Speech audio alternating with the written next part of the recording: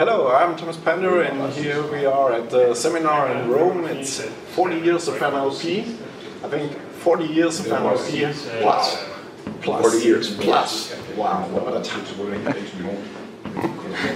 Can you talk a little bit about what's coming to your mind when you think about 40 years of NLP? Well, certainly it wasn't what I set out to do. I mean, you know, a lot of this came by pure chance, being at the right place at the right time with the right skills.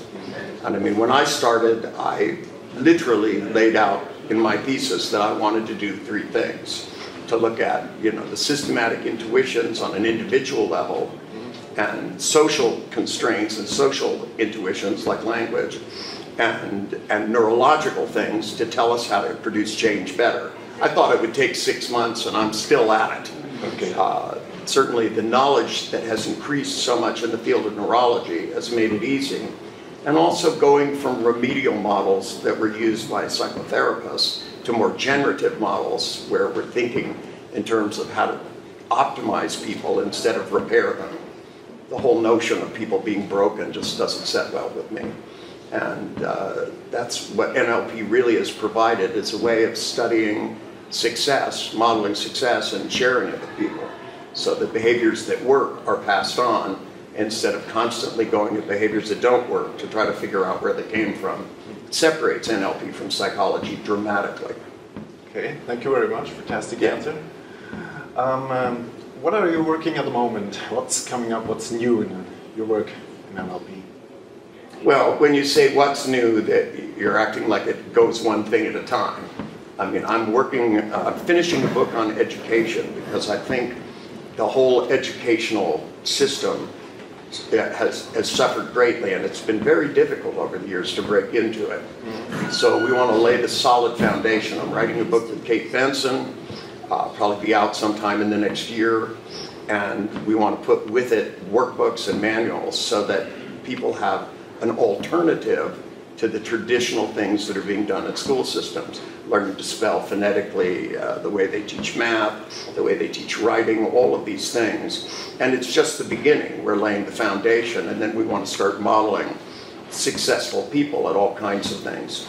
Years ago, I wanted to open a school and teach people to read, write, and do mathematics, and then expose them to professionals. I had people like Buckminster Fuller was going to teach for 3 months a year, you know, architecture, and have a great violinist come in and teach music, and then a great piano player, and get kids to learn those strategies and then take off on their own and develop their own artistic talent, not with one strategy, but with 25, 30 different strategies from some of the most talented people.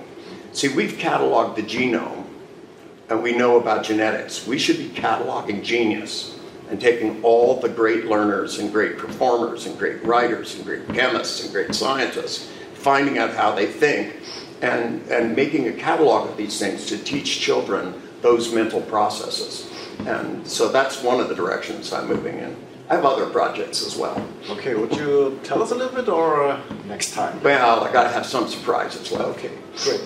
Another question I have, what really interests me, is what is the role of mathematics, of logic, of calculus in using NLP effectively?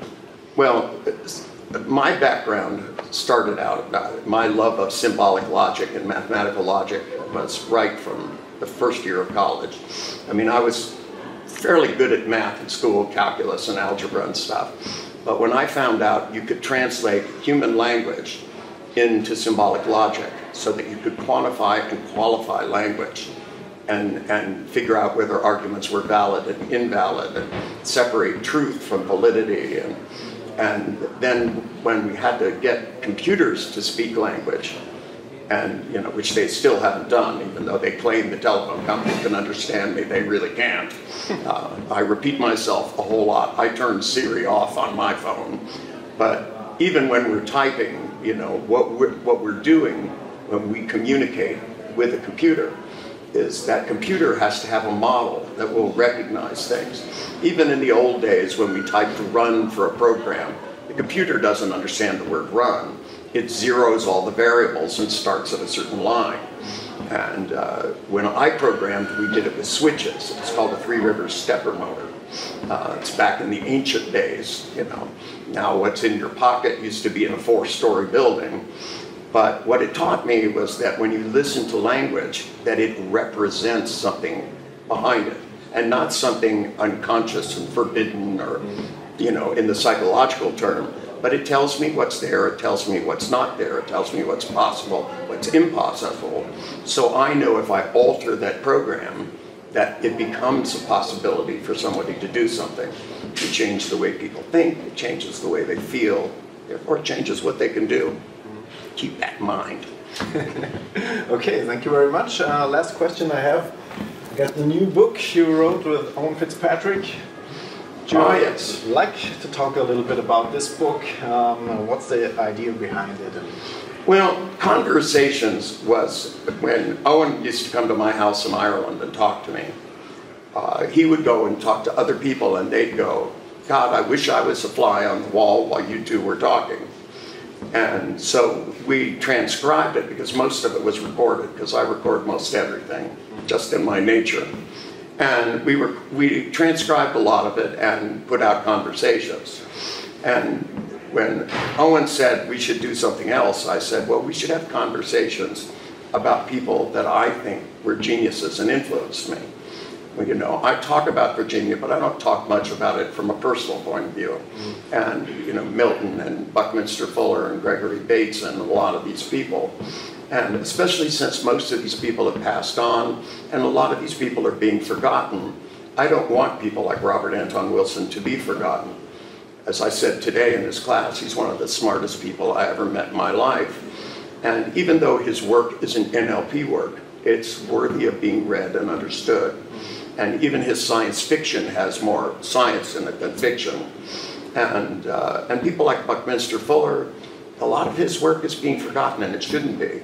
And I wanted to remind my students in particular to go back and look at these people. And it gave me a chance to do it, and Owen as well. Okay.